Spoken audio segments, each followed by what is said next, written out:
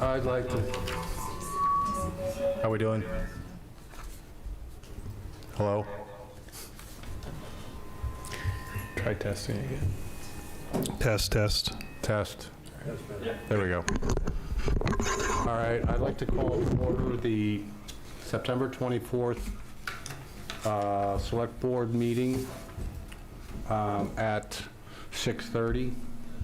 This is an in-person meeting at 138 Main Street, Wenham, Mass., first floor.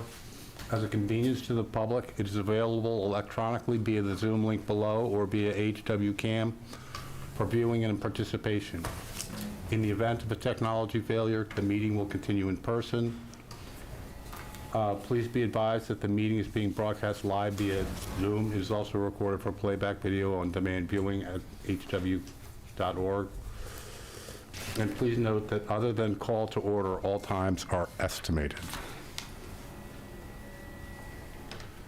For public input, the purpose for public comment on matters falling within the jurisdiction of the Select Board and not on the current agenda. Public comment on specific agenda items where the public comment period will be deferred until those items are reached. Rules, 2 minutes per person. A person may speak only once, 10 minutes in total. All participants wishing to address the Select Board during the public comments may do so in person or via Zoom by virtually raising their hand. Speakers must identify themselves by name and street address. The Select Board may not deliberate or vote on matters discussed during public comment, but are not on the agenda. So let's go into reports and announcements, or are we? If anybody has any public comment on any agenda items not on the agenda later tonight for public comment. So is this in regards to 3A and special town meeting? So we'll be discussing that. That's on the agenda. On the agenda, you'll be able to speak. Can I just ask a question about that? Is it? Sure.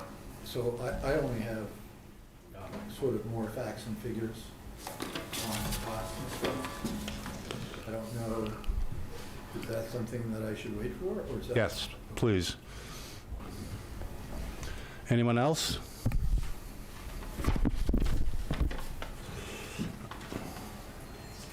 All righty. Yep, just a couple brief updates. So we just got notice from our Board of Health that that they announced yesterday that the 12th human case of West Nile virus was contracted this year, an individual man in his 50s in Essex County. So they've upgraded the following communities to moderate risk: Beverly, Danvers, Essex, Manchester, Peabody, Salem, Wenham, and Wenham. We spoke a couple meetings ago that we had recently gone through the hiring process for the CPA administrator. The individual that was ultimately hired is Tom Dolly. He started last week, has done the rounds, done the onboarding. We've had a number of meetings with him and the CPC members, and he's definitely hit the ground running. So he's working on our grants that will be before the Select Board. He'll probably start trickling in towards the end of next month.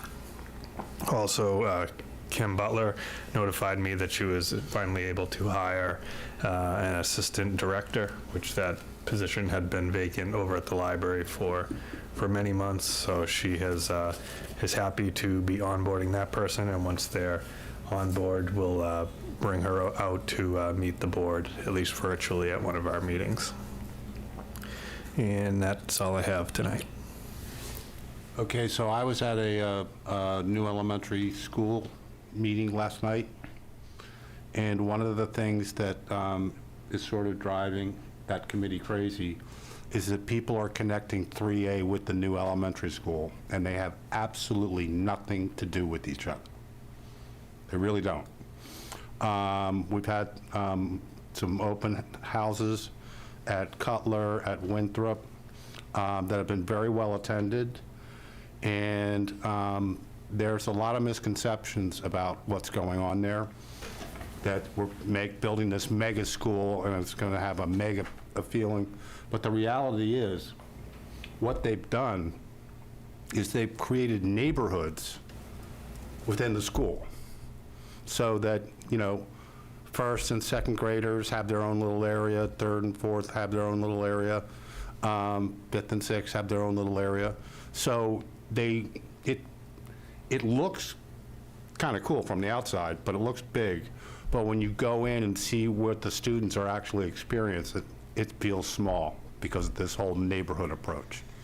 So there's a lot of information on the school website about the new school program, and people really need to take a look at that to understand what's really going on. Anyone else? No. Go ahead, you can. Just that Gary and I attended the volunteer fair at the community house on Saturday morning, and the weather did put a bit of a damper on attendance, but it was a good time. We spoke to some interesting people, along with our colleagues on boards and committees and other town organizations. So it was a nice event by the League of Women Voters. And there's still opportunities to volunteer. Right, we didn't fill all the Right, slots, right. right. All right, so then we should move to the consent agenda, routine items for approvals in a single motion, allowing them to be passed without discussion unless held. We do not have any minutes, but we should talk about the appointment to the Council on Aging, Karen Cronin, Barry Levine, and Daphne Van Nest. So these are on the consent agenda, so if you can just go I ahead. can just move it. Yep, What's that? she can move it Unless all. anyone wants to hold an item, we can just move the whole consent agenda. So I can do that. Yeah. Jim has his hand up, Jim Rhodes. I'd like to move to approve the consent agenda. Second, Discussion? thank you to our new volunteers in the COA. Yep. And so we'll vote. Peter Clay says yes. Ben Timon, yes. Deirdre, yes? Gary Cheeseman, yes.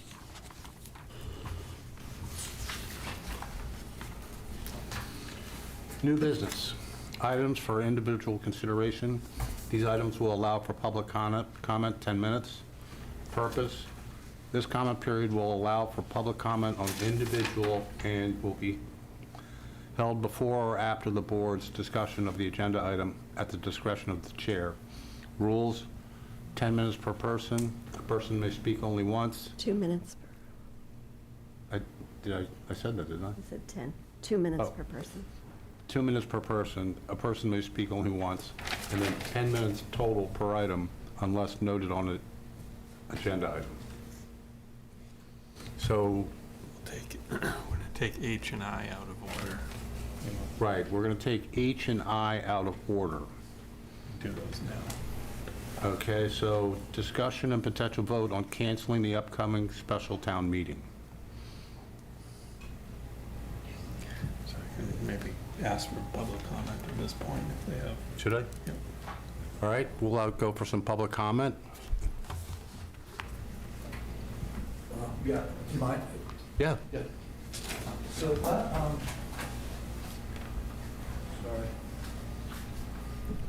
Can you just identify yourself and your street address? I will.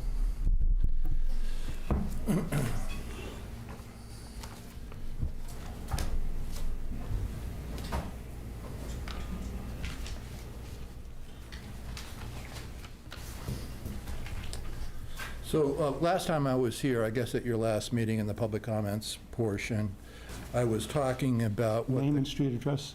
Pardon me? Name and street address Oh, first. geez, I just said I would, Gary, and then I didn't. I apologize.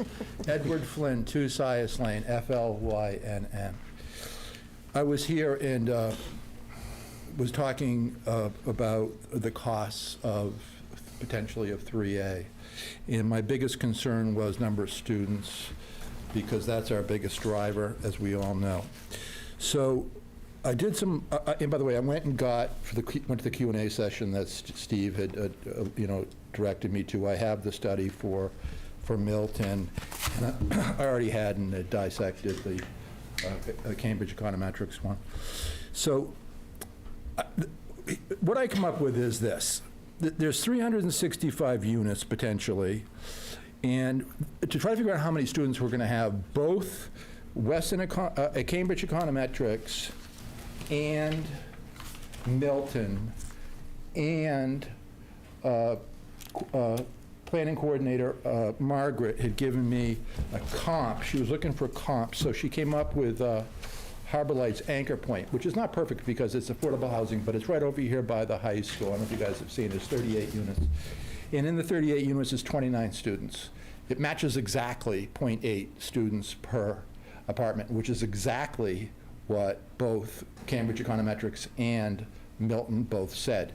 So that comes up with it. So it's, anyway, 365 units, 3 ways confirmed, 0.8 equals 292 students in the 365 units. If you multiply that by, the best number I have is the 20,000 that were being assessed in the current fiscal year, that comes out to be $5,840,000. The other in just school costs for this many kids. The other thing we have to pay for, of course, is the town side, which is police, fire, DPW. And as I mentioned last time, that hasn't changed, and that's based on the econometrics from Cambridge.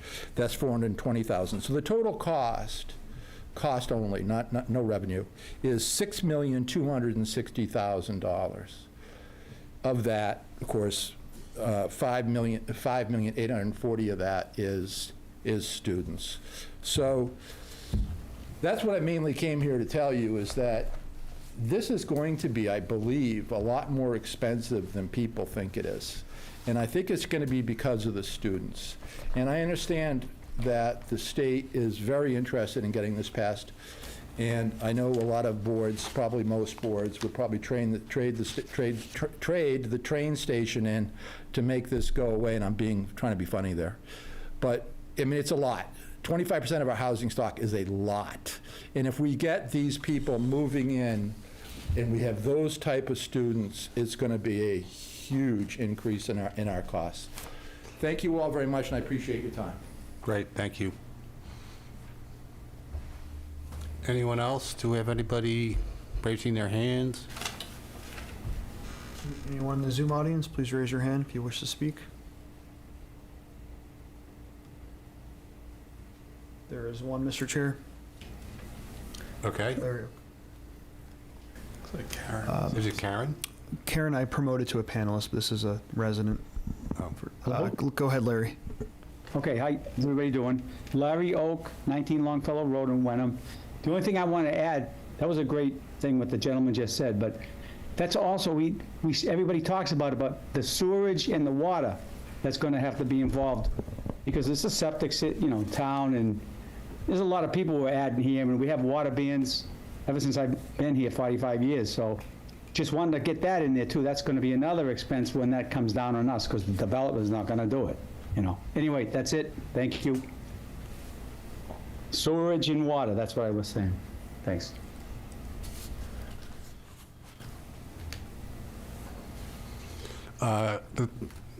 We recognize Diane Bucco. Hi. Name and address, please. Yes, I'm Diane Bucco, 73 Tuftsfield Road, and I thought I would just bring in a different opinion than a lot that we've heard vocally. And my opinion is that this is a law that was passed by all of our legislators. I think almost 100% passed it. I know it's not a great law, but it is a law. And I think beyond a reasonable doubt, all officials, public officials that we all are, should be following the law. With that said, I think the planning board has put in a ton of time and effort to put together what we need to do to comply with the law, and I think that we, as public officials, should continue to comply before December 31st, 2024, and bring this to the town in a town meeting. I understand that there's a feeling that it might not pass, this might happen. I think it is on the public officials to now bring it to the rest of the town and educate them on what we're bringing forward, or what the planning board can bring forward. I think there's a lot of people that aren't speaking up, And I think that there may be some people that agree with complying with the law is pretty important. So just my thoughts. Thank you. Thank you. Would you like to speak? Yeah.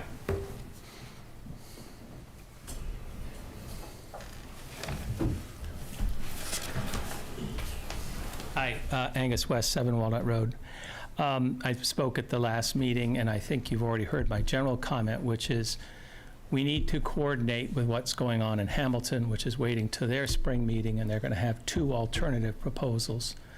This is really, these 2 towns and 1 train station should be looked at, I think, together and be talking to each other.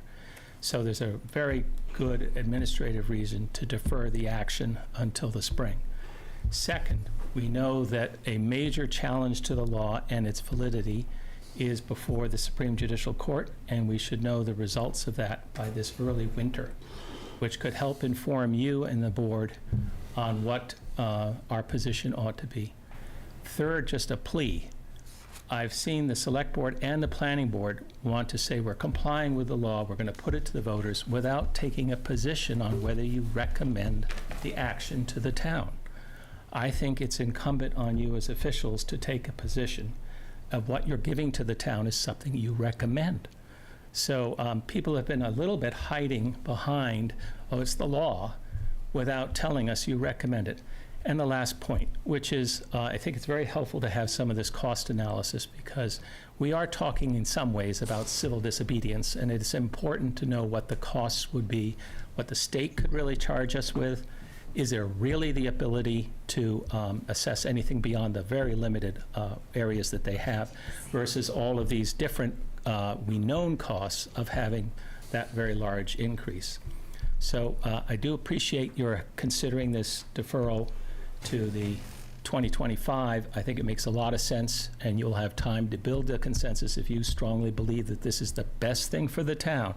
And I admire you for having tried to move 80% of this out to the boulders and put 20%. That was a clever idea. I am very concerned that with the guidelines not in the statute and not adopted as I would have understood how they should have been adopted, that some subsequent administration could change their interpretation of the guidelines and whether our 20/80 split really works.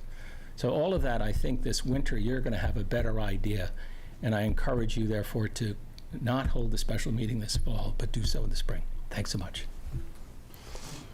Anyone else? All right, I'm going to make a motion. What's that? And then we can have discussion. Okay. So I move to cancel the upcoming special town meeting currently scheduled for November 16th, 2024. Have a second? A second. Discussion? Ben? One comment. By the way, you guys have to flip your signs. Oh, yes, thank you. Maybe we should do that. Yeah, and let me, I don't want to call you Deirdre by mistake. two housekeeping things. One is that the only reason I'm sitting in this weird posture is because I have to elevate my leg. I've had a surgery, so you may not be able to see that and wondering why I'm sitting this way. Could you speak up, please? Those mics don't project to the Okay. audience. Yes, no, I just wanted to say for the record that I am recovering from a knee surgery and have my leg elevated. That's the only reason I'm sitting in this weird posture. I think that it would be more consistent with what I believe the sense of the board was last time if we used the term postpone rather than cancel. That would be one comment that I would have to the wording of the motion. Well, we already have the town meeting scheduled in the spring. You're right. I'm sorry. Yes, that's okay. I withdraw that comment. Right. It's referring to the special town meeting specifically in November. Gary? Deirdre? Go ahead. So my main concern is that whether we cancel or not, that we recognize that the state, both the House, the Senate, overwhelmingly support this, that the Attorney General and the Governor certainly support it, and one way or another, that we are placing ourselves in a very small minority if we don't get this passed. So whether we delay to spring or do it now, the fact is, I think the political weight in the state is that this is going to happen one way or another, whether it's slightly adjusted or changed by the court decisions or not. My understanding is that the planning board is fully voted in favor of the particular plan that they have proposed, and that the select board will either put that particular plan, which is the 2080 plan, onto either a special town meeting or the annual town meeting. I think the sense I get from around town is that at the current time, there is still a lot of misinformation out there, that there are many people that are not engaged with a particular issue yet. And as I see tonight, the information that goes out there compared to what we have set up on the frequently asked question and answer on the website still have quite a difference between the two. So numbers given for the cost of schooling is, not in the right range. To say that you can straight multiply out a division 22,000 by the number of students is not the cost, because a lot of the school costs are sunk costs. You've got to have a superintendent, and you have to maintain the schools, whether there's 1 student, 100 students, or 1,000 students there. So those costs are way overinflated. That flyer that people may have received this week in the mail said that there's no zero cost involved with this, whereas we know that the town planner has already identified programs in the past that we would have not funded, and those coming up, including the Miles River, $60,000 that will probably be defaulted on that line. But I do see the realities around town is that I don't think we have the population educated enough on this particular issue to go ahead with the town meeting at the current time. So I would reluctantly say that I don't see us as going totally in non-compliance, as we're going to proceed to a letter next explaining our position. But I think that probably the best of the worst solutions now is to postpone the 3A article until the spring town meeting. Deirdre? So I think even though you put a motion on the table, this discussion about postponing / canceling may be clearer once we go through the draft letter, because I think it explains the reasoning and our position more clearly. So maybe we should look at the letter and come back and vote. That'd be great. So do you want to read it So back? do we need to Sure. withdraw that motion for the moment? I think Procedurally? that makes sense, because I think it may end up being a slightly different motion based on our feelings about the letter, but, we can see. Why don't we read the letter first, and then we can decide. You pull the letter up on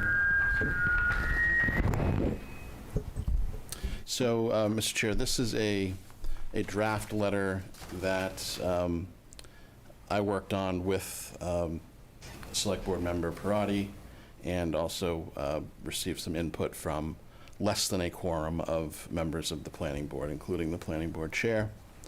And this draft letter, which we're going to vote on, which contains, I think, a sense of where the board might go on the first agenda item H, whether we're going to hold the special town meeting on November 16th, is relevant to this letter as well. So the letter reads, September 25th, which is tomorrow, 2024, to Edward M. Augustus, Secretary, Executive Office of Housing and Livable Communities, 1 Ashburton Place, Unit 2101, Boston, Mass. 02108. Subject, postponement of Wenham's November 2024 special town meeting.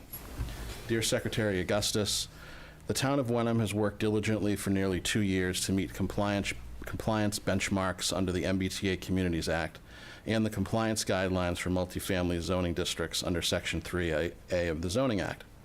These town efforts led by Wenham Planning Board and Town Planner, These town efforts led by the Wenham Planning Board and Town Planner Margaret Hoffman have included promoting public awareness and understanding of the Act, the guidelines, and the town's obligations thereunder.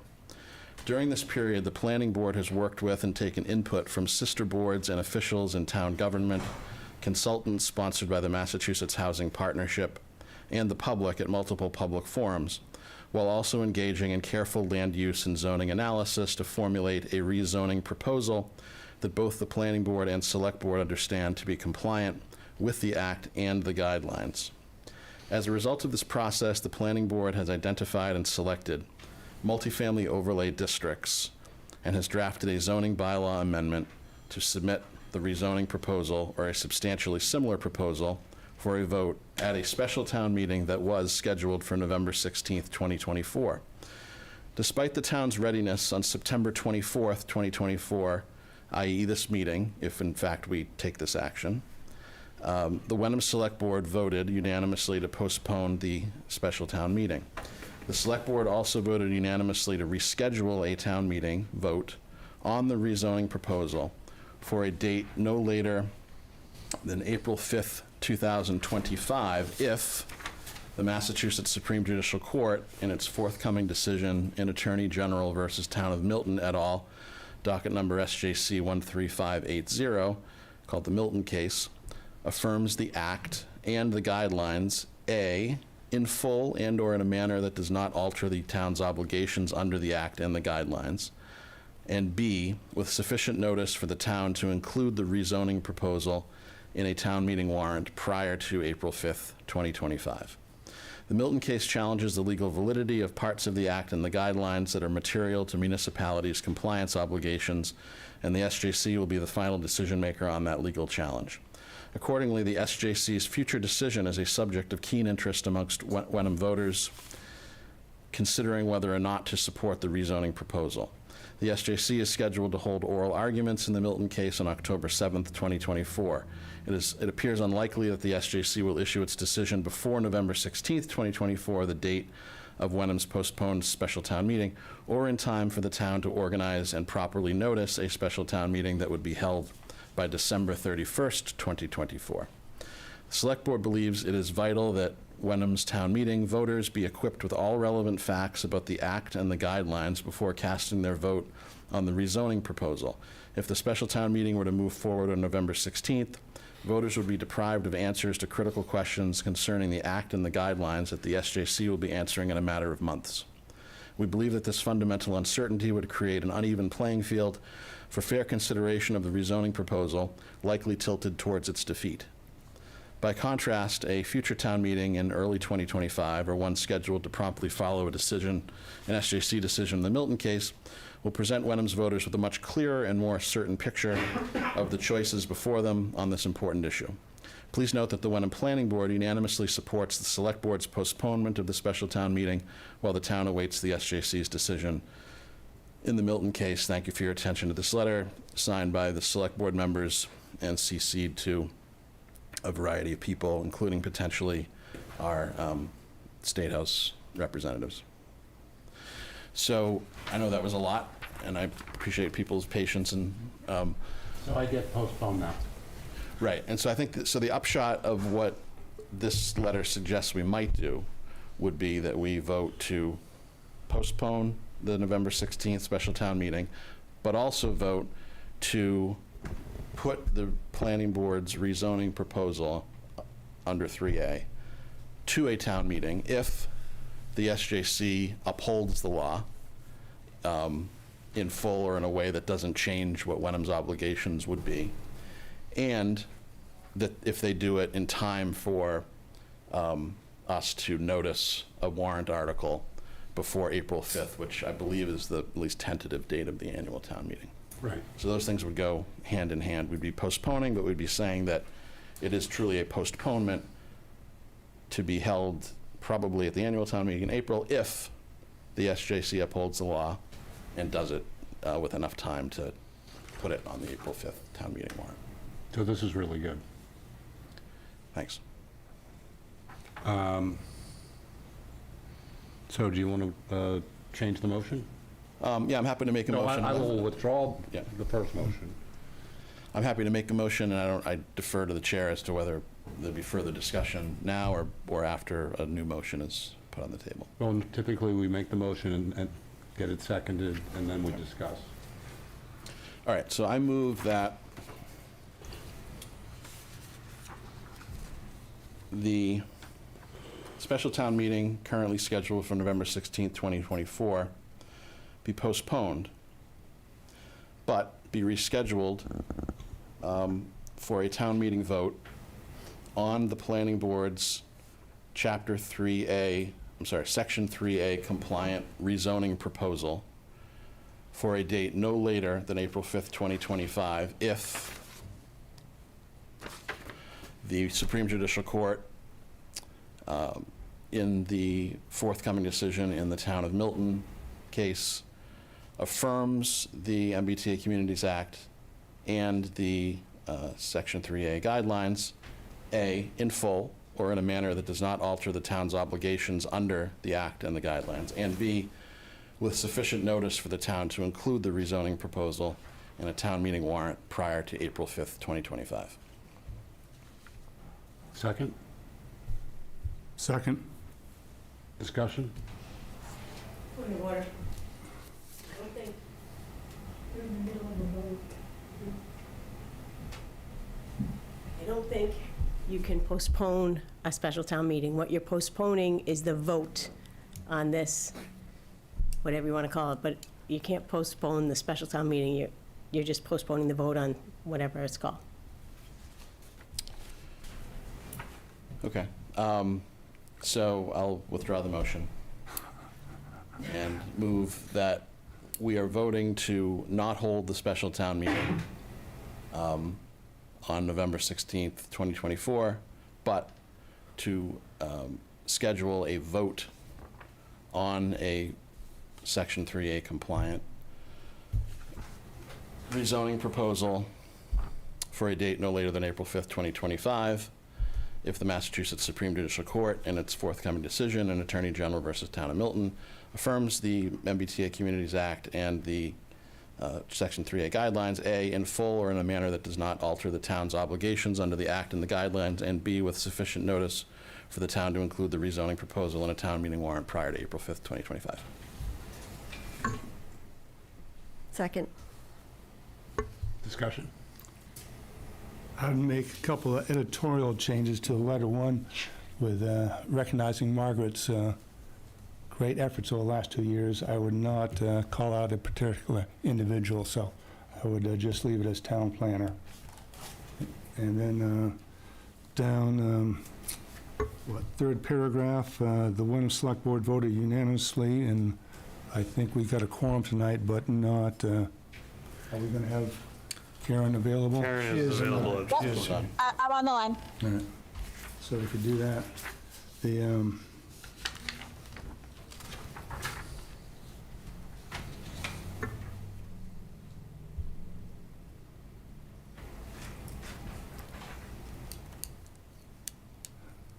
so we have a motion that says we will put the 3A decision on the next town meeting no later than April 5th, which still would leave the possibility of a special town meeting if the court decision occurs earlier.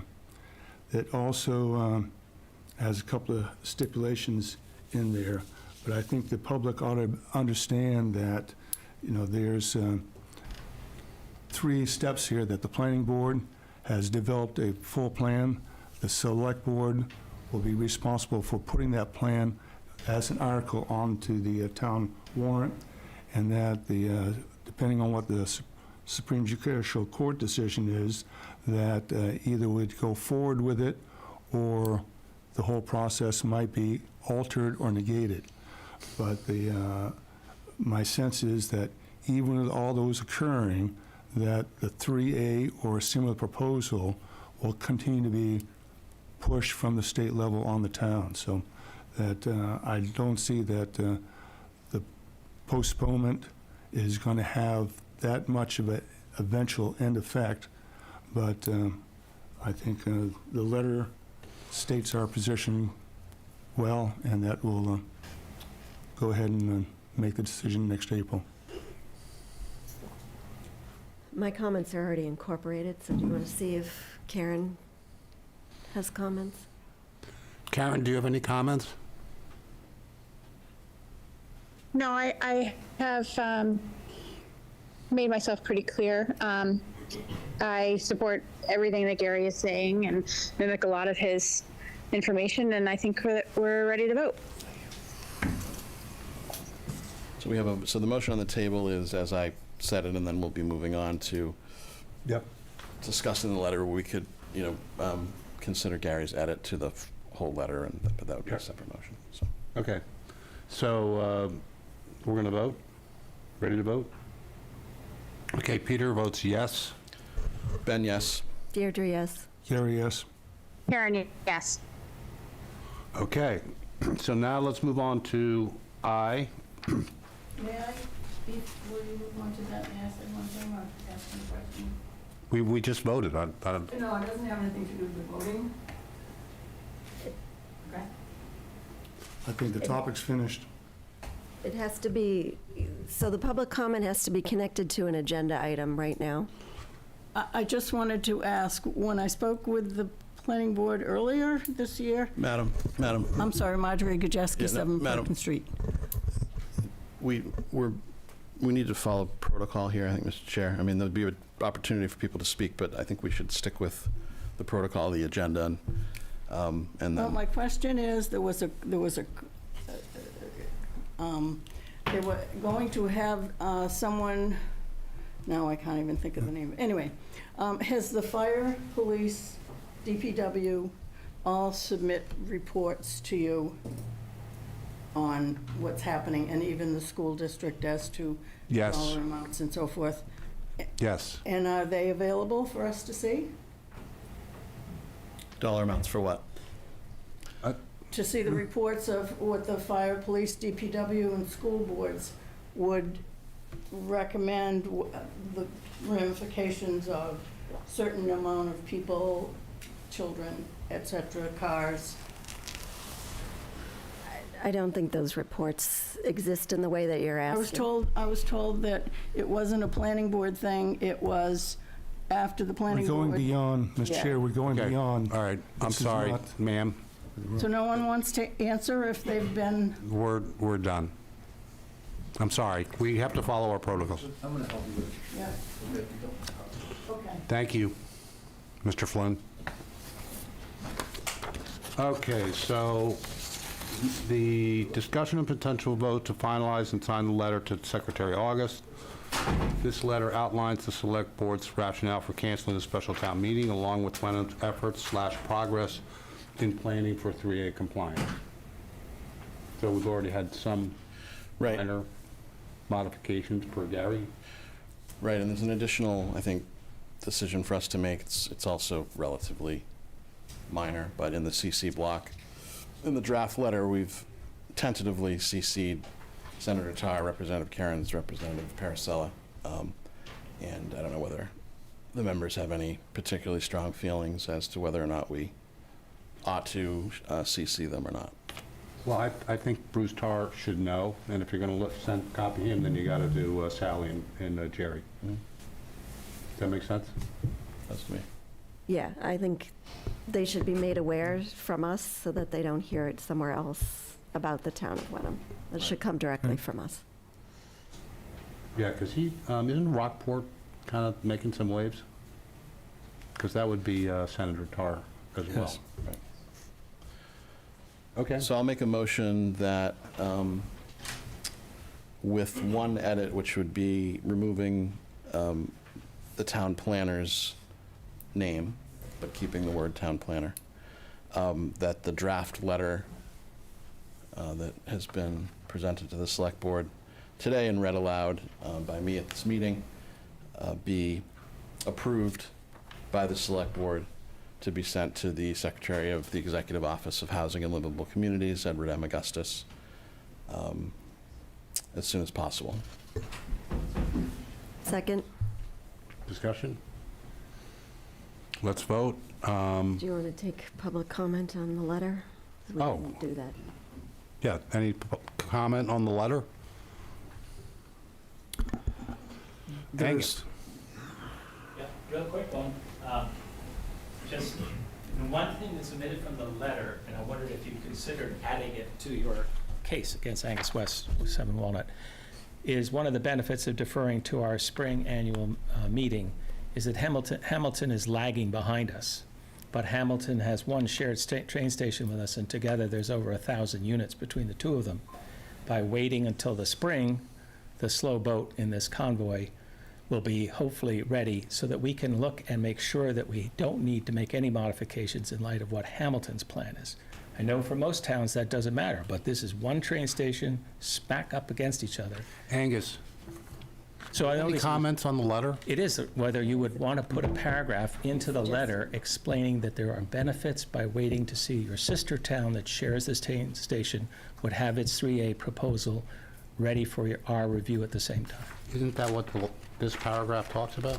Well, it doesn't specifically mention Hamilton. I think I would say, Mr. West, that we, in the group of representatives of the two boards who worked on the letter, we did discuss and consider whether to make reference to Hamilton. We discussed whether or not to make reference to other certain particulars of 3A. We decided that this letter stayed focused on the main objectives of what we're trying to convey to the state, and that we didn't want to go much farther afield for fear that it might detract from the message of the letter. So we did consider but reject within our group the idea of referencing Hamilton. I wanted to also just make a comment, if I might, in response to something that Mr. West said earlier about the board should take a stand. If this law is upheld by the SJC in a way that does not materially alter our obligations and the rezoning proposal moves forward in the spring, both the planning board and the select board will be taking a vote on whether or not to recommend the rezoning proposal. And that, like most warrant articles, ends up in the warrant, but it's something that occurs closer in time to the town meeting. Am I allowed to talk? Are you talking about the letter? I think so, yeah. Because I'm a little bit confused about it in the sense that Select Board member Gary Cheeseman said that his reason for voting for this was because he didn't feel that it would pass right now. I don't know. You had mentioned that a little bit last time, too. It doesn't mention that. It just mentions the Milton case. So I don't know if that matters or not. Actually, that's in the next to last paragraph, Yeah. likely tilted towards its defeat. So that is in there. I'll do one more time, sorry. So in the next to last paragraph, it does state that be a playing field for a fair consideration that the rezoning proposal likely tilted towards its defeat currently. Okay. So that is in there. Mr. Chairman, there is one hand raised on Zoom. All righty. I guess I have one more question, sorry. Steve, are we allowed to cancel special town meetings because we don't think something's going to pass? It's the select board's decision whether to hold the town meeting, and it's also their decision whether to cancel the town meeting once posted. Or postpone. And it's... For any reason. There was never a vote to schedule in the first place other than a placeholder. You have to open a warrant, and the warrant was never opened. Okay, I'm not sure what that means, but I thought there was a scheduled town meeting. But I've just never heard of canceling town meetings because you think you're going to lose a vote. But Well, I think that's a point, but it's also not the central point. I mean, I think the central point of the letter is stating that because there is this Milton case decision that is outstanding and could be significant, right, if the law was overturned. I agree with you. I Right. think that makes a lot of sense. That's the core point of I the 100% position. agree with you. I would personally like to go ahead because I think we'll win now. But I do understand. Sorry to take up your time again. I'm bad. I do understand the reason you stated. I think it's a very, very valid reason. And especially because Hamilton's waiting. And I think that's precarious for us because of the schools, and I've talked about that, so I won't hold up your time. But I think the fact All that right. we're both pushing it off is a good thing. Great. Is there somebody? There is one, Mr. Chairman. Okay. Rosie, are you there?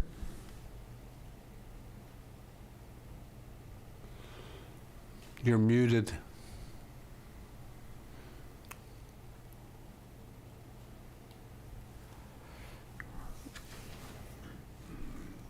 Rosie Kennedy, if you want to speak, you have to unmute yourself.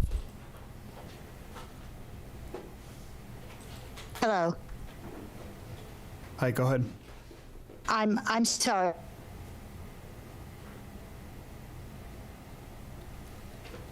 I'm sorry, what's Could your you repeat yourself, please?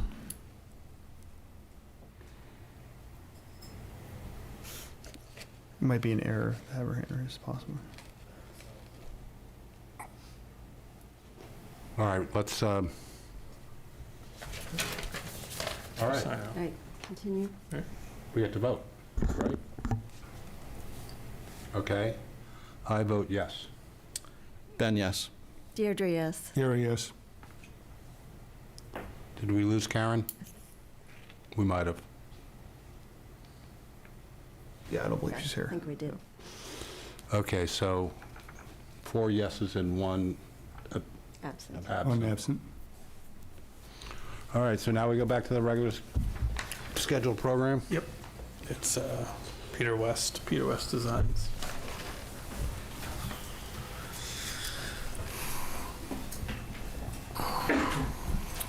Okay, just so people know, we're seeking public input on this, and potentially for 20 minutes or so, because we want people's input on what he's going to present. Great. Thanks for having me back. Again, my name is Peter West. I'm a graphic designer and art director, and I'm helping you all out with your logo design. So here I have round 1 of this process. I've got 4 logo options to consider and a list of potential taglines to go along with that. We want to go to the next slide, Michelle. You can go to the next slide as well. So during our last conversation, the 2 main themes that I heard you all talk about was really the town history and the pride behind that, and the benefit of all the outdoor spaces around the city. And so I used that information to just kind of inform my design process. On the next slide, you can see a quick mood board where I'm pulling just some visual themes that you will probably see in the as design language that are in some of the logos that I put together, but also just thematically some things that I was thinking about as I went through this process. So we can go to the next slide. So option 1 here, you can go to the next. So this option has a couple different themes happening here, specifically with the W. The left form of that shape of that letter uses a very traditional sans serif typeface, reminiscent of the tradition of the town and history. Whereas the right side of that is a more organic form representative of the outdoor spaces and love of nature that the town has. And then you can see in the back of the circle, there's a little reference to water with a little wave in there as well. So for each of these logos that we'll go through, I have the mark itself separated that you can see in the bottom right corner here, and then forms with the type mark and the name of the town itself, both horizontal and vertically. Option 2. This uses some familiar shapes that I saw around town. Specifically, this kind of arced wreath pattern is what's at the top of the town hall building. And then internally, using that square as a little representation of the history of the Wenham Ice Company, and kind of creating a nice little type mark with that. Again, hosting the name of the town and the founding date underneath there as well. Peter, are these options? You want to? These are all options, yes. Mm-hmm. This is option 2? This is option 2. We can go to the next one. So option 3 here This is a little bit more organic and somewhat more modern with the typeface and illustrative marks here, but using the W as the primary visual theme. And the ribbon marks were somewhat representative of some of the flourishes I saw on the old tea house sign with the tabby cat. And then finally, option 4 here, really leaning into the history of the ice company and kind of visual themes that represent that. So you have an ice hook with a diamond in the middle representing an ice cube, and adding the W in there so it can live on its own as a little type mark, and then the town of Wenham living underneath that. And then regarding taglines, I've got 8 options here, really playing around with the theme of history and nature, but also kind of with our eyes looking forward towards the future. So the first, preserving history, fostering the future. The second, an honored past, a welcome future. Third, where history and nature come together. Fourth, rooted in history and nature. 5, where every corner tells a story. 6, embrace history, enjoy nature. 7, following tradition into tomorrow. And 8, the crossroads of tradition and tomorrow. So that's pretty much all of the presentation at the moment, but would love to, we can go back to any of the options. So you don't have, like, for the logo, a slide where all 4 are shown? Oh, unfortunately, I did not get that together. I'm sorry about that. Can we go back and do those first? Yeah. Please? So is the idea that these would also be colorized? Yeah, so during the first round, I like to just focus on black and white because that's the most important form where your logo will exist. And then during the second round, I'll apply color palettes to this. And I think after this meeting, not necessarily during this meeting, I'd like to, hopefully we can land on 2 potential directions and move forward with those 2. Okay, so this is 1. Mm-hmm. Can we look at 2, 3, 4? Do we want to provide input? Well, we could theoretically mix elements, right? If Yeah. Mm-hmm. there's something we like about this one, but prefer it in the other one. Yep. Are you looking for people to talk to, or you had mentioned you want people? Yeah. Yeah. Yeah. That's, so I was good. Can you, The 2 sorry, just Yeah. so that it's clear, so either we discuss first or just allow the public to go and then we can discuss it at the end, but I think people should again come to the podium so it can be caught on tape. For the minutes. All right, we'll take public input first. Is it okay if I go first? First of all, Peter, I think you did a great job. It looks really nice. And by the way, you have 2 minutes. So we're back to that again. Yeah, yes, we are. Okay, sorry. The 2 things that you looked at, one is the Wenham Ice Company. The thing that I think of when I think of this town, and maybe it's because I have horses, I think of the equestrian history of this town. And I think it's a huge part of both Hamilton and Wenham. It's really what, as far as I know, founded these towns with the families that came here from the Boston Back Bay area. They came up here with the horses, and it was very gentrified. And you see we have a lot of hidden mansions up here that you may not know about. But I think for the Wenham Ice Company, which certainly has a really cool history, that's a great logo. I don't know what the one is over that emblem is over the town hall, so I'm not crazy about it. I thought the one with the ribbon is less desirable, and I thought the first one was too boring. But I do like this one. I would just, if they're interested, and you're not getting paid by the hour, I'd like to I'd like to see something that has some kind of equestrian aspects to it, because I think it's a bigger part of our history than the Wenham Ice Company, even though the ice company certainly has a huge part in our history. Thank you. Thank you. Anyone else? Anybody online? Yes, there is one. Nice job. Sal, go ahead.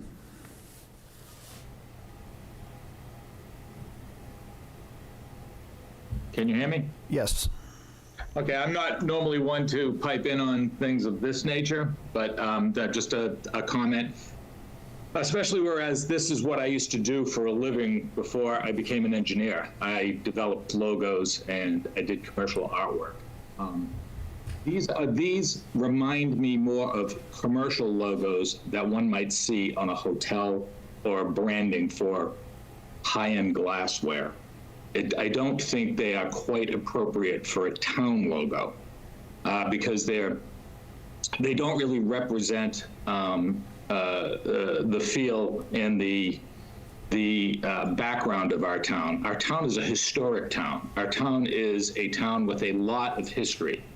And, you know, I get the ice thing, but it's, these logos just appear to me to be too simplified in terms of something that would represent a town. These are more like corporate logos that, you know, it reminds me of something that should be out in front of a Best Western or a Hilton. I'd like to see something a little bit more reminiscent of the town's history, and even the equestrian background of the town, the ice part of the town, and the fact that this is a, you know, New England town. These logos just don't do it for me. I don't know how anybody else feels about it, but these look like corporate logos to me, not town logos. Anybody? Name and address, please. Sal? Oh, yes. Did you want name and address? Sal Celeste, 20 Puritan Road. Puritan Road. Okay. Anyone else? Yes. Tom Starr, go ahead, Tom. Yeah, can you hear me? Yes. Okay. Yeah, I agree with more or less with what the second speaker mentioned about their field. But the other thing I wanted to say about the ice, I mean, I think the ice history of the town is really fascinating, but it's such a sad comment on climate change. And it's, you know, in addition to being just a single focal point, it doesn't seem like it points to the future at all. So, and I think, like with the slogans, you know, some of them kind of tried to do that, you know, embrace the past and look to the future. I think that's what the logo should do. That's it. Thanks.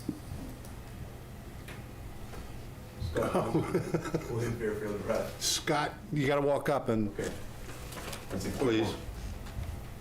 Go Eagles. Scott Hughes, William Fairfield Drive. I support what the first speaker or the first comment on the logos was to the letter, in terms of it being more commercial and less municipal and less historic than it needs to be. Thank you. Anyone else? Yes. Catherine Harrison. Go ahead, Catherine. Hi, Catherine Harrison, 49 Pleasant Street. I had made a comment to a staff member last week, also in line, I think, with some of the other comments. It's this whole, the notion of a logo is a little bit confusing to me, because we have a town seal, which has elements that are very emblematic of what I think is being requested for in this logo. The seal is probably not exactly appropriate for all of the things this logo would be used for, but I would love to see more aspects, perhaps stylized, or aspects of the town seal used in this context, so that there's some continuity between our official seal and all of the other identifying logos that we're going to see. So and history is, important, and it was taken into account in designing the town seal. So thank you very much. That's my comment. Joe? Anyone else on Zoom? That is it. Well, having done this as for a living, I would agree very much with what Sal said. It does feel very commercial, and it doesn't feel, there's no warmth to it. It's not inviting, which is kind of what we wanted. I think that was actually some of the things that were actually in the brief. Can you go back to the first example, Michelle?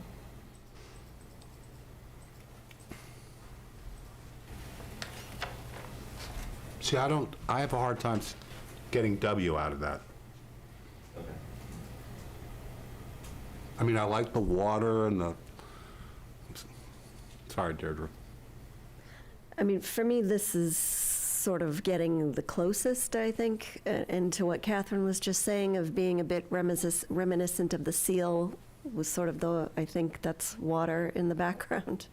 I can see the point about these being a bit corporate. I don't disagree. I do think the ice is a little too specific, and that one to me does look very corporate, as well as the one with the swirly things. To me, this is sort of my favorite of the four. And I think some of the taglines are fitting, but they're also a bit wordy, so I'm wondering how they're going to look. Usually you have the logo and the tagline in small print, right? So I think they may be a bit much yet still. Gary? Ben? I'll go then. So I think on a couple of them, the W gets buried, especially in option 2. So I don't like that. I don't like. In fact, on the 3 and 4 too, I think the W needs to stand by itself. If we jump to 4, because here the W impacts the box around it. So I think the W needs to stand alone. I like the fact that, putting the date in 1643 kind of picks up on the history there. But as I said, although Wenham Ice is a big theme, I'm not sure anyone's going to recognize what those tongs are outside of a very small grouping here. So, Ben? Yeah, I don't really have too much to add. I think that this particular piece of artwork to me is really cleverly and well done. I think it's a great idea, and I'm impressed with it, but I agree that Wenham Ice is too niche, I think, for our logo. And I really don't have much to add beyond what others have said. I agree with most of the other critiques with regard to the tagline. Maybe we're going to get to that separately, but yeah, thank you. I think I actually like the first one the best. Preserving history, fostering the future. I take Deirdre's point that it may be, a little bit too long, although, maybe not overly long. But I like that notion of, what we're communicating there. So to me, I think number 1 is my favorite on this particular list. So I'll just say that I had 1 and 6. I like embrace history, enjoy nature. It's short and sweet. I like 5. Where every corner tells a story? Yeah. I like it. It's interesting. I think some of the rest of them are cliche. It sounds more like Cheers. I do. Yeah, a little bit. But that's okay, where everyone knows your name. I mean, the smallness of the town. I think preserving history and fostering, no offense, is very cliche. I think a lot of them are very cliche. That's what everyone says. But I think 5 is a little different. It's not up to me. Gary? Well, I would definitely scratch 4 and 8. I don't think we're crossroads. That implies the wrong thing, and rooted, just don't like the word. That's not Yeah. very attractive. 6, I think, is concise and a possibility. And I think we'd want to, taking 2 as an example, I think we want something that, takes the and the A's and the these out. I think we want just, Right. 4 words maybe, that really is concise. So, so maybe preserve history, fostering future or something, that has to be shortened down. So I think we can somewhat narrow it down and do a little bit more work. I do also like number 5, because I like where every corner tells a story. I want something has some vibrancy to it, because I think, and that came up a lot in the master plan, that word, vibrant. It's a vibrant community. And I think that's where we're trying to get to, is to increase the vibrancy of the community over the next 10 years. So I want something that feels uplifting and positive. My only issue with that, Deirdre, is every corner in Wenham does not tell a story. Yeah, I do agree. So maybe. I'm not sure we have that many stories. Maybe scratch where and change corner to place. Say that again? Change No, corner to I don't think you place? need where to begin with, right? Every corner tells a story, and just change that to something else, like every place tells a story, or every, It sounds kind of sterile. yeah. Every place tells us Yeah, place. so I think, Yeah, it's not the right I word. think we got but- some more work to do here. Yeah. Did we have any public input? Can I just say one more thing? You're a monopoly, so whatever you say doesn't really matter. I mean, keeping the seal is fine, I mean, you're not gonna get any more business out of it. So I'm not sure what the exercise is for. I like the fact that you're doing it, don't get me wrong. But, what's the reason for it? Sort of Catherine Harrison's point, we have a town seal, you're a monopoly, you're gonna be collecting taxes, doing all the things that you do, excess taxes. You're not getting any more business out of it, so I'm not really sure what the reason to do it is. I think we're trying to provide people residents, visitors, a sense of that Wenham is actually a really great place to either live or visit. Is this for like handouts and stuff like that? So it's a branding process, right? So as part of. It's for handouts, I understand that. Well, it's across media, so we're in the process of designing a new website, so it would be part of the website branding, it would be part of communication materials. There's a grant from the Community Preservation Committee for a wayfinding project to create signage around town trails. So, eventually the idea is that this is like the symbol of Wenham, and it's found sort of all over the place. It's also a point of civic pride, I think, and there is some measure of tourism that would be useful for this town in attracting people to help our organizations and our businesses, even though there aren't a lot of them. But we do have businesses. We have a museum. We do need people to want to come here to visit and to spend some money and to help keep our town vibrant. I'm going to keep using that word. And to keep our organizations viable. So I would say all of those things. Yes, it's paid for from a grant. I'll say that again. That's a good reason to do it. Diane, any thoughts? No, I think everyone spoke really well. All right, so I think is that relatively good input for you, Peter? Yeah, that's great. I might follow up via email with a couple of questions after I can just kind of digest some of the comments, if that's okay. And Kate's on vacation, so I'd like her to have input as well. Yeah. But again, any additional information or thoughts that you might gather after this meeting, please send them. And thank you so much for the Thank you.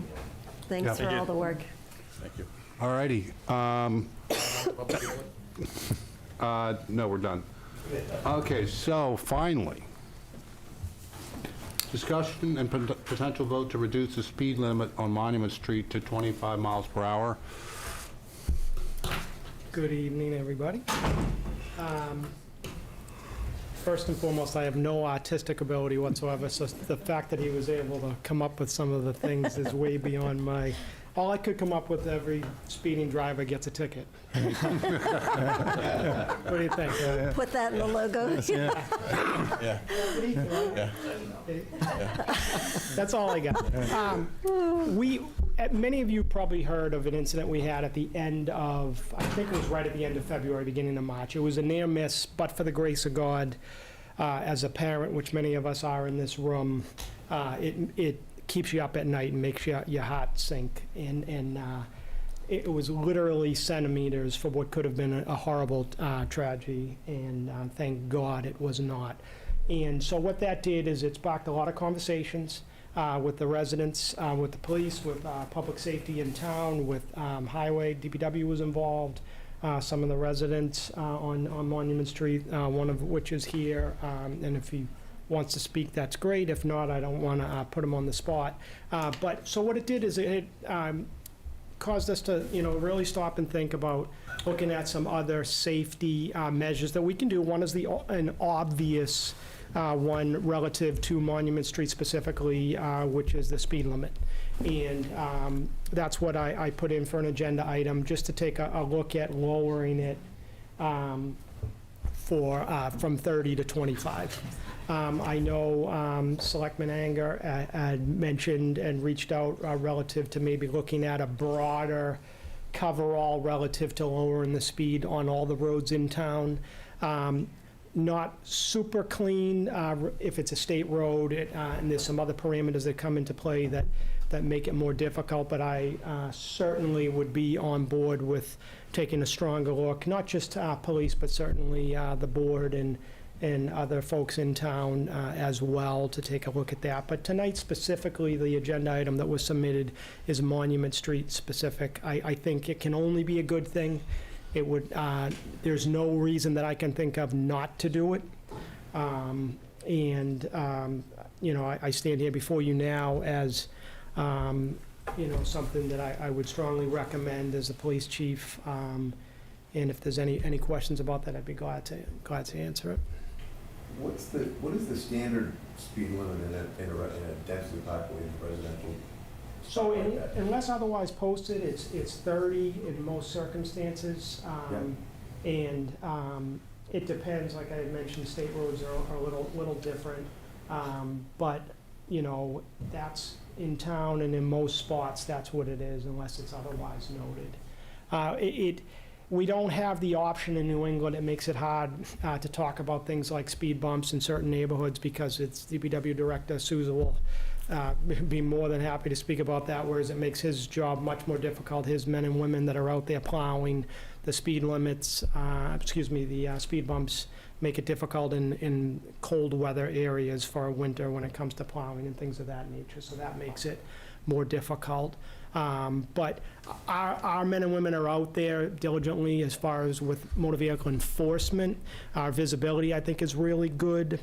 We do everything we can do, and it's not just, I joke, it's not just about writing tickets, it's about stopping the behavior, and I think we really do a good job with that. Any of us that have been stopped over the years, myself included, it's whether you get a ticket or not, you're going to stop and realize why you got stopped, and it's going to make you think about it much more. So it's the interaction and the changing the behavior is just as important as whether you get a money citation or not.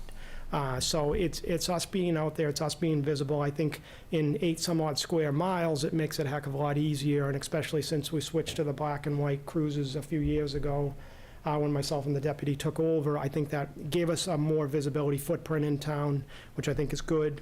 I think the residents see us out there, not just the main roads, but our encouragement is to have the officers in the neighborhoods as well, not just the high-speed areas and the cut-through spots that everyone knows about, but the residential neighborhoods when the kids are out playing street hockey, playing basketball, and just interacting and being visible there too. So that's my long-winded request to lower the speed limit. Well, the one thing I would observe is that section of Cherry Street down to Monument, that's 25. And both ends of Cedar Street, where there are houses, Right. are 25. Right. Oh, And, yeah. That's a no-brainer then. yeah. Yeah, certainly as you approach from the west, it slows to 25 just before getting to Pleasant Street. And I'm thinking that, leaving the 30 sign there on the left just invites you, well, slow to the right 25 or go fast to the left on Monument Street at Right. 30.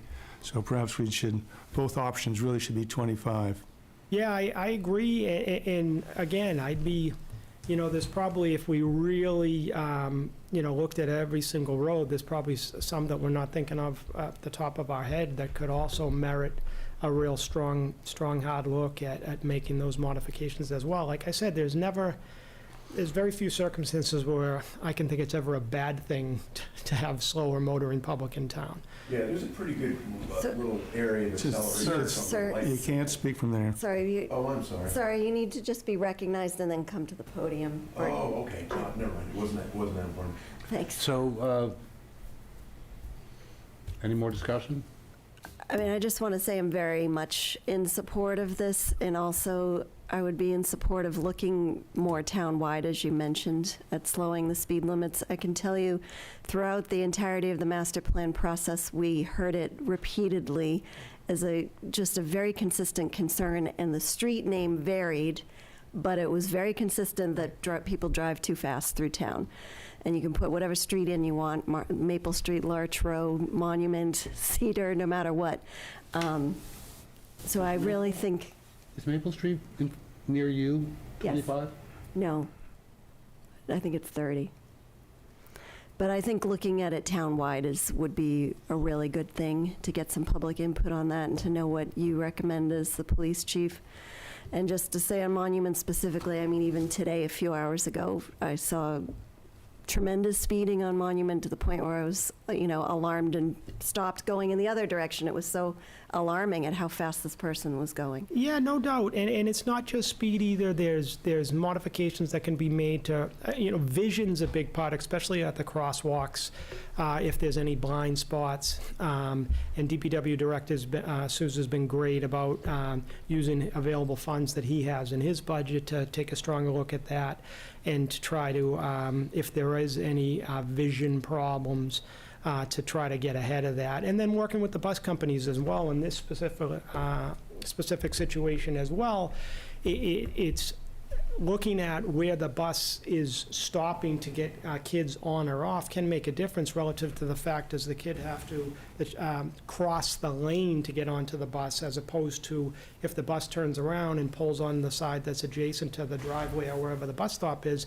Now they're literally getting from the side of the road onto the bus as opposed to walking across a lane of traffic, which in this situation that I'm talking about is what happens. So if it's an extra, my thought process is if it's an extra 30 seconds or a minute in the morning or in the afternoon for the bus driver to go around and have to turn and to get on that other side of the road to do that pickup, then that's something we should really take a hard look at.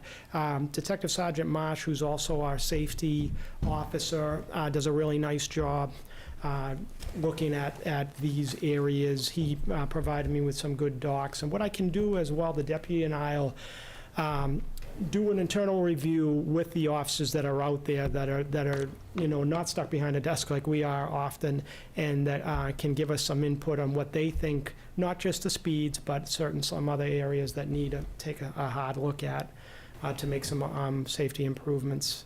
So we'll, definitely do that. So I don't know if there's anything you can do about this, but when you come from Cherry and take the left onto Monument, what I see is people sort of accelerating through that left turn to try to beat the car coming up Cherry Street and then continuing to accelerate down Monument. So I don't know if there's something to do to slow down the left turn.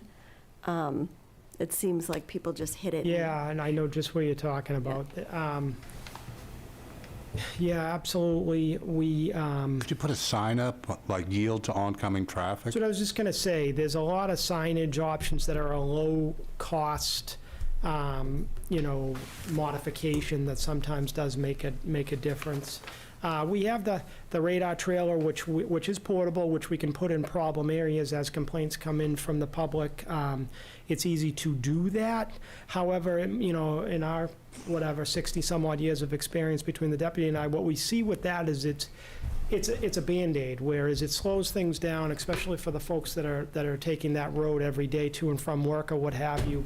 And it'll work for a while, and then when the trailer's gone, people get back into their old habits after a few weeks. So it's more of the continued enforcement by the officers, the visibility of it, and then lowering the speed limits, which is a permanent solution and makes a difference. And how we normally do that, when we make a, like in this case, when we make a speed limit change or add a stop sign in an area that otherwise wouldn't have had a stop sign, well, our whole job at that time is to inform the motoring public of the modification. And it's not about writing tickets, it's about letting people know. And usually, literally, the first month or so, we'll stop a car and say, hey, you may or may not realize the speed limit's been lowered, or we added a stop or a yield sign here, and then it's okay, now they get used to it. And then after a few months, then it's, hey, you've had plenty of time to kind of change your ways. So we try to do that as well, because we've all been there where we've seen something, a certain way for 10 years driving on the road, and you don't even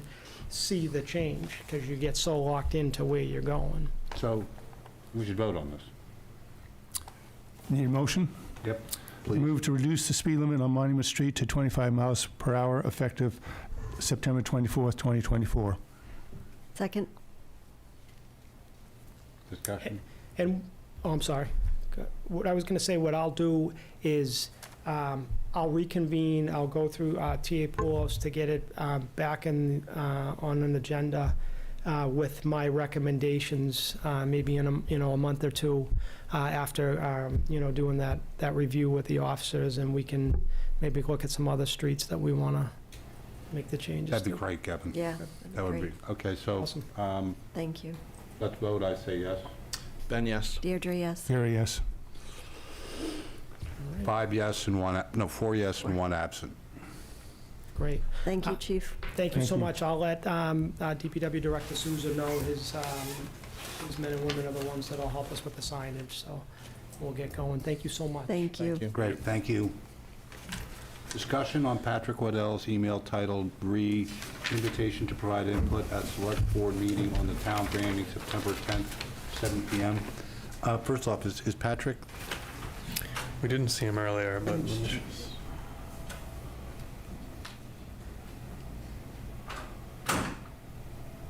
Did not see Penn on the call.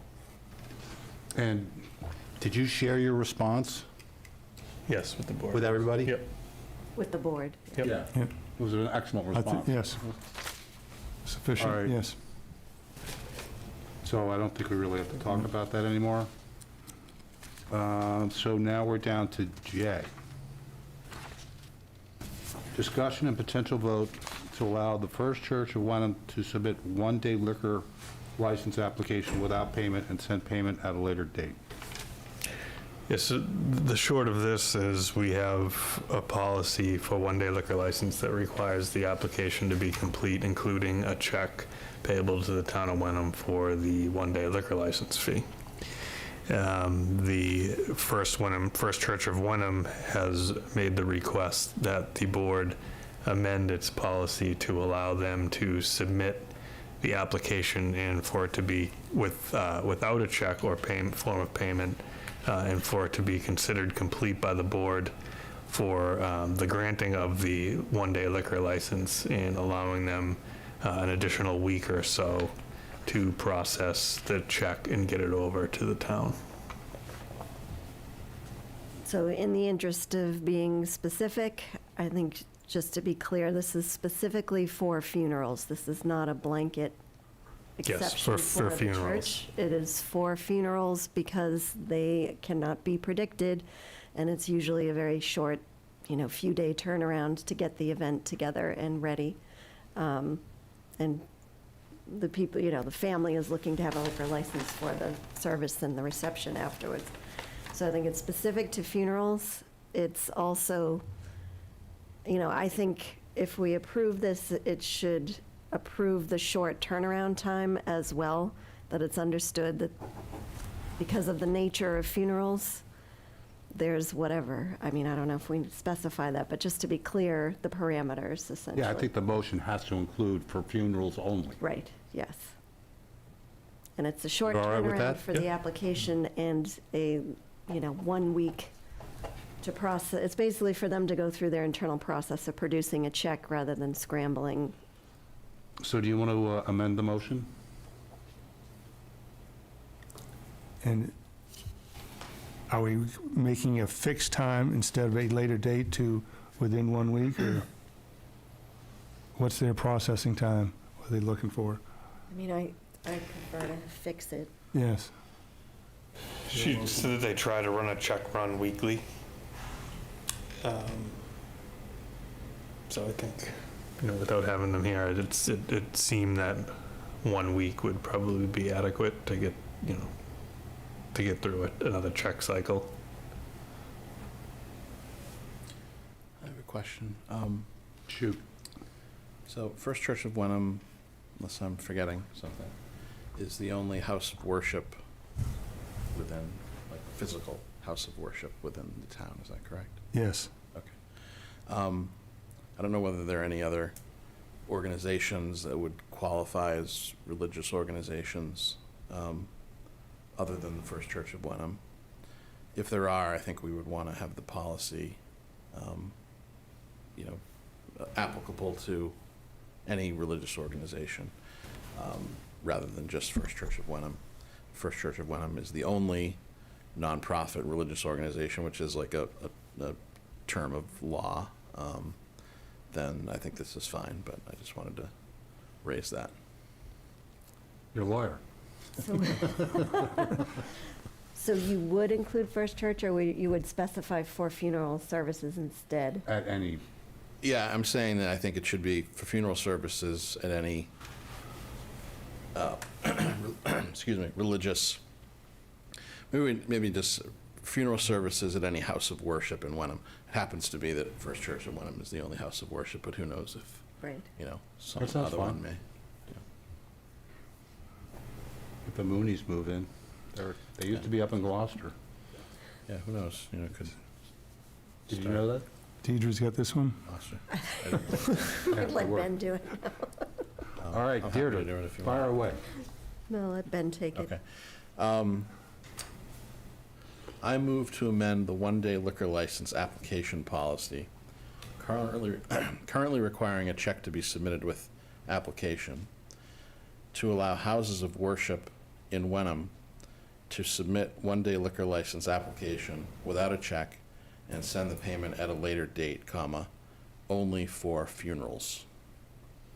Second. I think we change a later date to within Oh, yeah, 7 days. sure. So as amended, within 7 days, Second. only for funerals. Ready to vote? Peter says yes. Ben, yes. Deirdre, yes. There, yes. 4 yes, 1 absent. Right.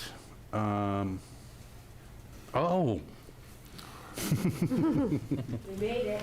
Town Clerk Diane Bucco to provide an update regarding November election details. This is awesome being here in front of you tonight. Thank you so much for having me. I'll go fast so Ben can go home. Life is great in the town clerk's office here in Wenham. Just wanted you all to know. But we do have a big election coming up. November 5th is our state election, otherwise known as the presidential election. And the Voting Act requires that we have early voting. And the act specifically says that early voting is open, should be available for certain days at town hall hours. What that means is to set up for early voting every morning and to close down every evening. There's work to do before and after, and it would require the town clerk's office staff to be here more than town hall hours. Because we are under 5,000 voters, we have the option to limit the amount of early voting hours down to at least have 25% of town hall hours as early vote hours. the percentage got very confusing when I started to play with it, and I think the better way to go is offer it as much as you can without causing extra time for the staff. So all I'm asking to do is to not open early voting at 8 a.m. till 4:30 or 8 a.m. to 7 p.m. I'm asking to open it at 9 in the morning and close it at 4 on Mondays, Wednesdays, and Thursdays. Friday, open it up again at 9 and close it at 6:30 rather than 7. And we have to have Saturday hours. So the Board of Registrars and such, we decided 9 to 1. Sounds like a good period of time on a Saturday to be here in Town Hall. So this has been discussed with the Board of Registrars, and they agreed together to make this recommendation to the Select Board, that they thought that was the best use of our town while opening up early voting opportunities for the residents. But the law does request that the Select Board takes a vote on that. I may have misheard you, Diane, but I might have mumbled. in our just in our agenda it says that Wednesdays are the late night till 6:30, and I thought And there's no Friday listed. Well, there is no Fridays because we don't work Fridays, All right. so I don't have to have it on Fridays. Yep. So what's in our Confused. what's in our agenda is correct. I don't know if you have our Do you agenda in want front of you. Tuesday late or Wednesday late? Tuesday's Tuesday late. should be late. Tuesday late. Oh, Tuesday's the late day. Yeah, it should be swapped. Yes. Basically, Mondays, Wednesdays, and Thursdays would be 9 to 4. That Tuesday would be 9 to 6:30. Okay, Oh my so we God, gotta I can't change believe how that. many times I rewrote that, too. Any other questions on that? Early voting will be taking place most of the time in the Select Board room. It'll be set up with a voting booth or two. Check-in and everything will be in here. If there's a need for meetings, then it would be pushed out to the entranceway, but not to interfere too much with the rest of Town Hall. Okay, so I move to What? set, what? I was going to motion. Okay, go ahead, please. Move to set Wenham early voting hours for the November 5th election as follows.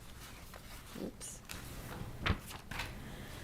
Saturdays, October 19th and October 26th from 9 a.m. to 1 p.m.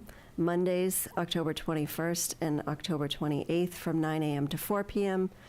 Tuesdays, October 22nd and October 29th from 9 a.m. to 6:30 p.m. Wednesdays, October 23rd and October 30th from 9 a.m. to 4 p.m. And Thursdays, October 24th and October 31st, 9 a.m. to 4 p.m. Second. Ready to vote? Peter says yes. Ben, yes. Deirdre, yes? Gary, yes. 4 yes, 1 absent. Perfect, thank you very much, but that does remind me, that's October 31st, you guys will have to reset the Halloween trick-or-treat hours. There you go. Thank you. My second issue that I'm bringing to you today is moving our polling location for November 5th.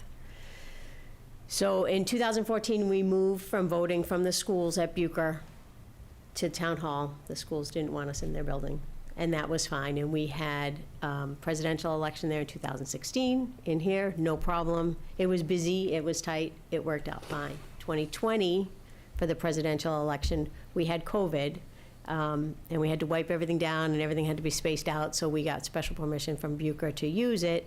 They weren't in school, so it worked out fine. Here we are again at 2024, and since 2020 and 2024, we are now 1.5 precincts, which means we need 2 separate check-ins and 2 separate tabulators and separate areas for voting. It's extremely tight in this room.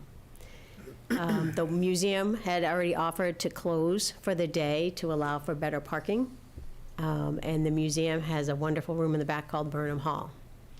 I went there with the police chief, the fire chief, museum staff, and we walked through the museum, and we decided that it would work out very well if we use the entrance to the museum. It's handicapped accessible, walk all the way through. They can close down their exhibits, so that's not a problem. Go straight into the Burnham Hall, which room is not much bigger than this, but it's just a tad wider. That works out. We go in, separate to precinct 1 and precinct 1A, have our voting booths, to ballot boxes, and everyone would exit through the barn door back out to the parking lot. So I am proposing to you that we do this. The Board of Registrars thinks it's a nice idea. They didn't need to take a vote. The fire chief and the police chief agree. So I just need you to accept that change and vote for that change. And the last requirement is that we send a mailing to all the households in town. So it's a little bit of an expense as well. So would you also measure out how far away or how the lines? The 150-foot rule, we would have to redo that, yes. I would probably ask the assessor's office with the GPS to make the circle again. Okay. So we knew that area. Sounds good to me.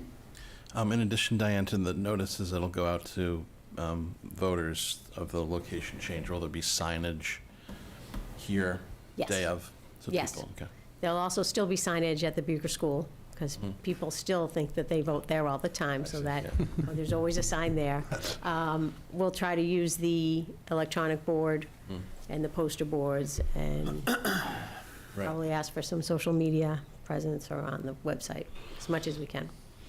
But it's not like they have to move once they park their car. Right. Even if they come here, they just go over there. Yeah. So I think it's a really easy move. Oh, I'll make a motion to change the November 5th election polling location from Wenham Town Hall to the Burnham Hall at the Wenham Museum. Second. Ready to vote? Peter says yes. Ben, yes. Deirdre, yes. Gary, yes. 4 yes, 1 absent. Thank you. Very much. Thanks. Have a great night. Thank you. Bring up the consent, the KP Law consent. Discussion and potential vote to consent to KP Law's representation of Hamilton, Essex, Rockport, and Wenham with respect to the formation of Eastern Essex Regional Public Health Coalition. All right, so we work with Hamilton and Essex, and Rockport is now joining a group called the Eastern Essex Regional Public Health Coalition. And we were recently awarded a grant called the Public Health Excellence for Shared Services Grant. So this is money that the participating communities can use to basically build out their health departments, acknowledging that, as reflective in our emergency preparedness tests that you've heard us talk about the last couple of years, that we didn't do too well on, and really no small communities in the Commonwealth did very well on. It allows us to draw from these funds and work together to build out our health departments to be more prepared to react to a health emergency. So KP Law is town council to all the communities in the coalition. So similarly to in the past, we need the board's approval to allow them or give consent for KP Law to represent all 4 of us when drafting the intermunicipal agreement between these communities and the state of Massachusetts. Kind of like Honorable Peter Clay. And Yeah, that's nice. We're going to get you one of I've those never been mayor's called hats, honorable too, right? before. Get your Rogers gavel if you want. Discussion? Ben, standard. Yes. Okay, I move to consent to KP Law's representation of Hamilton, Essex, Rockport, and Wenham with respect to the formation of Eastern Essex Regional Public Health Coalition intermunicipal agreement, IMA, for the Public Health Excellence for Shared Services Grant. Second. Ready to vote? Clay says yes. Ben, yes. Deirdre, yes. Gary, yes. 4 yes, 1 absent. Discussion regarding Wenham Scholarship Fund. Do you want me to take that one, or you got it? Yeah, sure. You can. All right. You just discover. So as we track down, the cemetery funds, got that in order, worked with the Veterans Committee to get those in order. So we do also have a Wenham Scholarship Fund that has not been active for a considerable period of time, but it was voted in at the May 1st, 2004 annual town meeting. Currently, there's some $4,700 in the account. People can contribute to it with a check off. I think it's the third quarter tax bill. And it calls for a committee of 5 members to award the money each year, consisting of the superintendent of schools and 4 citizens of Wenham selected by the select board. So as this has been kind of moribund, I would say that we either need to spend out the money over a 1 or 2 year period and say there's lots of other scholarships out there, or else try to re-energize it if we want to have a Wenham Town Scholarship that would be awarded annually. And to like, for, to who? Like It says, for the purposes shall be to provide educational financial aid to deserving town residents selected by a scholarship committee. So I would interpret that as a graduating senior, perhaps, or it could be broader, that the town would award one scholarship, or how the committee sees fit. But one way or another, the money's sitting there and ought to be put to use. So how much money is? About $4,700 currently, so it has not had much attention or donations over the years, clearly.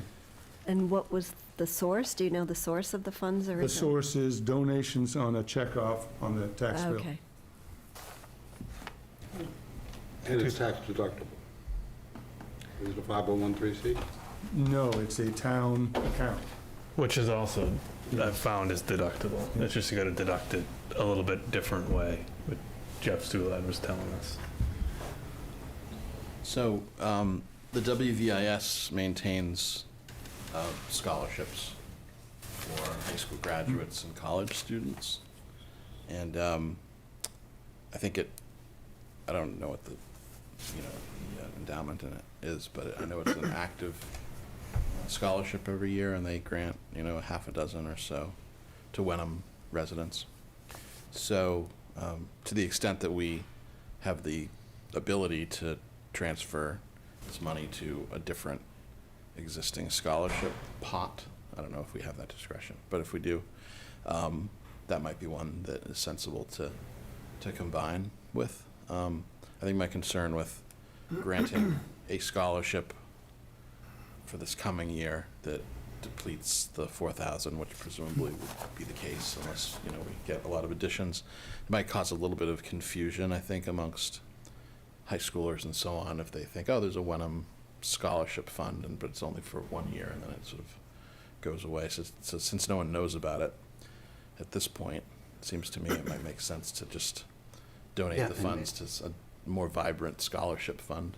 I agree with that. And by the way, given what tuition is these days, I mean, are you really helping materially?